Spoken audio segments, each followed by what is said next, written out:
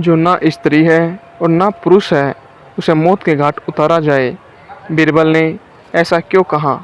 महाराज अकबर बीरबल की हाजिर जवाबी के बड़े कायल थे। उनकी इस बात से दरबार के अन्य मंत्री मन ही मन बहुत जलते थे। उनमें से एक मंत्री, जो महामंत्री का पद पाने का लोभी था, ने मन ही मन एक योजना बनाई। उसे मालूम था कि जब तक बीरबल दरबार में मुख्य सलाहकार के रूप में है, उसकी यह इच्छा कभी पूरी नहीं हो सकती। एक दिन दरबार में अकबर ने बीरबल की हाजिर जवाबी की बहुत प्रशंसा की। यह सब सुनकर उस मंत्री को बहुत गुस्सा आया।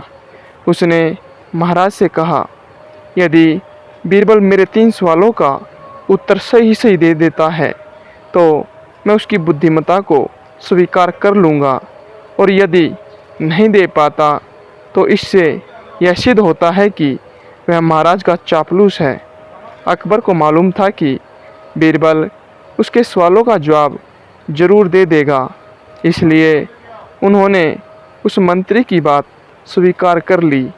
उस मंत्री ने बीरबल के सामने 3 सवाल रखे।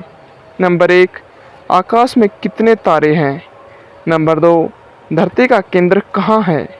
नंबर 3, संसार में कितने स्त्री और कितने पुरुष हैं? अकबर ने बीरबल से इन सवालों के जवाब देने के लिए कहा और शर्त रखी कि यदि वह इनका उत्तर नहीं जानता है तो मुख्य सलाहकार का पद छोड़ने के लिए तैयार रहे। बीरबल ने प्रत्युत्तर में कहा, तो सुनिए महाराज, इनका पहला सवाल आकाश में कितने तारे हैं के जवाब के लिए एक भेड़ मंगवाई जाए। कुछ देर बाद भेड़ दरबार में ला दी जाती है। बीरबल सवाल पूछने वाले अपने साथी मंत्री की तरफ मुस्कुराते हुए कहते हैं, इस भेड़ के शरीर पर जितने बाल हैं, आकाश में उतने ही तारे हैं। गिनकर तसल्ली कर लीजिए मेरे दोस्त। अब इनका दूसरा सवाल, धरती का केंद्र कहाँ है, इसके जवाब के लिए बीरबल ने ज़मीन पर कुछ लकीरें खींची और कुछ हिसाब लगाया।